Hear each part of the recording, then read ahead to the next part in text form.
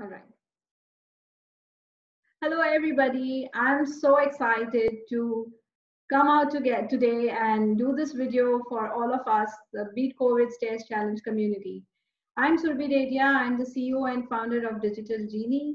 And today I've got an exciting guest with us today to talk about some of the tips and tricks and a lot more details about doing the stairs challenge. Before we get into all of that, let me introduce her to you. We have Sasha Concesio, who is a certified personal trainer from American Council on Exercise, and she's also a nutrition coach. Sasha is a mom of two lovely boys, and this is the fittest she has ever been in her life. Her career actually changed from full-on finance to health and fitness as she found her calling. Her goal is to educate women to take control of their health and empower them to be fit. She's always motivating her trainees to understand how we do certain exercises and how it affects and impacts our bodies. Sasha has supported so many of her trainees to make a sustainable lifestyle change. So here she is with us, and I'm so thrilled to have you to speak to us and take time out. Thank you, Sasha, for joining. Thank you so much, Sylvie. It's my pleasure to be here. And I'm really glad that I can be a part of this since I have been lucky enough to be aware of the challenge right from the start, thanks to you initiating and sharing.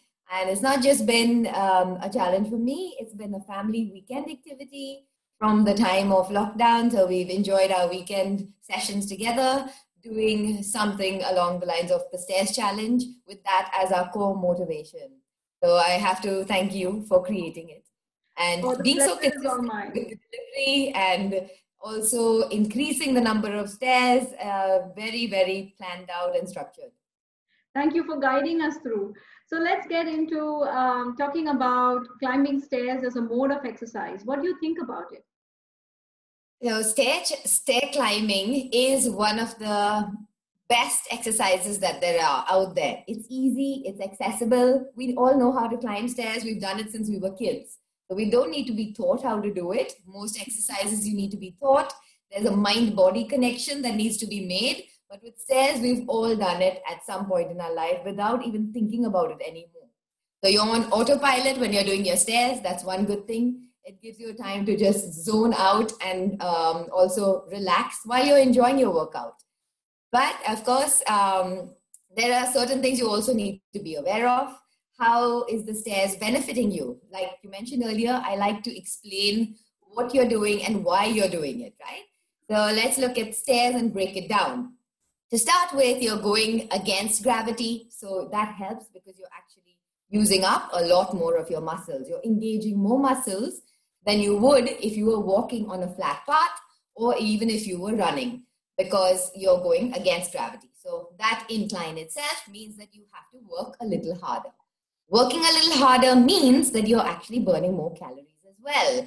So if you are walking or running compared to doing stairs, walking would be, let me rephrase that. So if you're doing stairs rather than walking, you will be burning 3 times the number of calories you will burn at a brisk walk.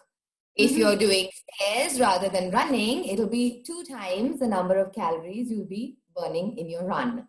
Of course, that would be like a light run, and it would be a brisk stair climb. So with that in mind, that's the number of calorie breakdown approximately. Of course, it differs on the person's weight, their body weight. It differs on the number of stairs you have, like the height of the step as well. So if you have a 6-inch step versus an 8-inch step, you have to work a little bit harder for the 8-inch step, of course.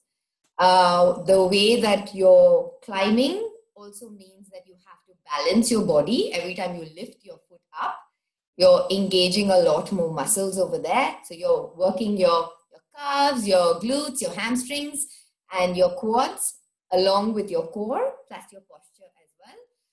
So breaking that down, you're working everything from your belly down, and you're also keeping your posture upright because you don't want to slouch. Plus that helps with the balance while going uphill. So all of these factors make it a really, really good exercise.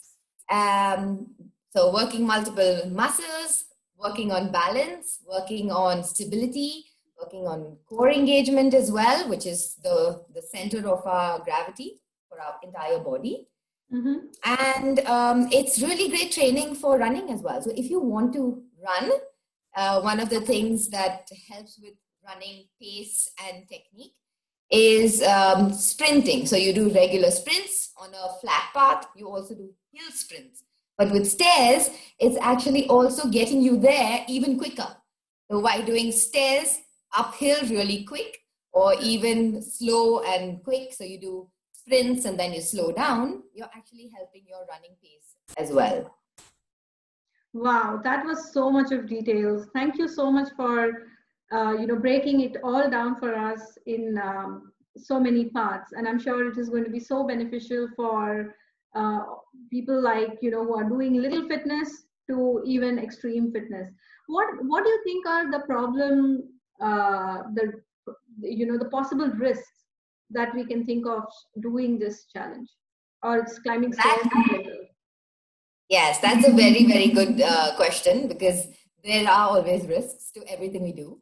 And especially with exercise, we really need to always think about that as the downside. Because the only time people think about risks is when they get an injury. But it can be prevented if you're just educated on what those risks are. So one of the risks is obviously if you're coming down the stairs as well. That is the biggest risk that there is. I always advise people to go uphill only. So I've personally trained as well using stairs to go to summit Kilimanjaro. And that was my only uphill training that I did. Because living in Dubai, it's very hot outside. Going hiking is not favorable all through the year. So stair climbing was an integral part of that training for me. And I did only uphill. Of course, if you have to come downhill, you can come downhill. But just remember, every time you come down the stairs, you're going to be using around 4 to 5 times the pressure on your knee. So if you're going up, of course, there's not much pressure on your knee. But coming down, you are going to have 4 to 5 times the amount of pressure it would be, because you're going with gravity. So it feels really easy, but actually your knee is absorbing all of that pressure. Of course, people with knee injuries or ankle injuries, hip problems or hip mobility and stability, generally if they have balance issues, arthritis, or if they have any problems with their foot. So if you have plantar fasciitis, which is something that you have on the arch of your foot, there's pain from that. All of these are areas you should consult with your doctor or your physiotherapist, or listen to your body. I mean, you can ease into it if you have those kind of issues, but do it slowly and increase at a pace that's sensible to you. Listen to your body. Don't go with what the crowd is doing, because maybe the rest of your family can do it quicker, or the rest of your the tribe, the Beat COVID Stairs Challenge tribe, is really climbing those buildings up quick. But if you can't, do it incrementally, because listen to your body, otherwise you're going to have the injury, right? It's your body, it's not them who has to live with it. So that's a very, very important thing to remember. What works for you? Right. Yeah, and I cannot agree with you more, because we have been training with you and we see you often reminding us that it's your body that you live with, not the others. So it is so critical to listen to your body and rest when it is asking you to do the rest, right? Like not work out. So what has happened over, you've been with us for the whole of these week 8. We've done 2 months of indoor fitness challenge, and from 2 of us doing it to 10 to 20, and now it's like become like a global challenge where so many people around the world are doing it. What has happened is the floors are increasing now, and we are over 100-story mark. So we did the Type A 101 last week, and this week we are doing 110 floors, which is more than 2,400 steps. Kids are doing it, they find it monotonous to just go up and down. Some of us live in villas, so it's just up and down for us, like go 1 story up and then back down. People who have the building set up, they can go as many floors and then do the elevator down. Given the fact that, of course, the awareness of having pressure on me multiple times.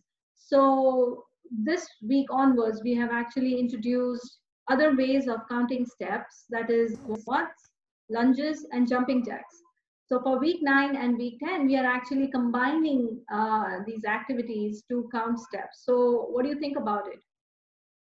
That is a really, really great way to mix it up, keep it interesting, and also help your body work different muscles. So, of course, although you'll be working similar leg muscles in all of those exercises, at least you're giving your body a chance to work in a different way. Because if you keep moving in exactly the same way, your body tends to get used to it, it adapts, and it's no longer feeling challenged. So, Right. by you working on different muscles, or the primary muscle mover changes if you're doing a squat versus if you're doing a stair climb. Mm-hmm. You will have one slightly more glute focus, which is your butt, and the other one is more quad focus. Then you are automatically getting that one stronger, mixing it up. Also helping by not letting the blood pool just as your feet, because you're upright the whole time, just walking uphill or upward. Plus, it works as a cross training effect also, which is always advised. Whatever you're training for, you're never advised to keep monotonously doing exactly that activity only. There is all the cross training benefits are massive. I mean, it's scientifically proven. So we all know it and we've heard about it a number of times. So yeah, that's a really brilliant way to keep it exciting and yet also learn new movements in the process, and keep achieving higher buildings. Yay, and the goal is to go to Burj Khalifa, so we are soon going to go there. World over, people are asking, when are we going to do Burj Khalifa? So, hopefully we are going to go 110 to 20 and then towards 160 mark. So let's see how it goes. And thank you again so much for taking the time out and explaining all of us in such great details. Thank you. You're most welcome. It's my pleasure. And one last thing to Sure. leave you with is that climbing stairs is also good for CO2 emissions, because if you climb your stairs instead of using the elevator, then you're helping the world as a whole. Yay, and that's why you see the green stairs that I'm at. Yes. Being green. In fact, actually, last week was the world celebrated Green Day, and a lot of people who are doing it from India, they actually wore green T-shirts to join the movement. So they did the stairs challenge wearing green color. Oh, nice. Okay. That's really good. Yeah, yeah. Good theme as well. Yes, thank you so much again, Sasha. This was really brilliant, and I hope everybody of us will benefit so much from your knowledge and from your experience. Thank you. You're most welcome. Any other questions, anytime, I'm always here. Yes, thank you so much.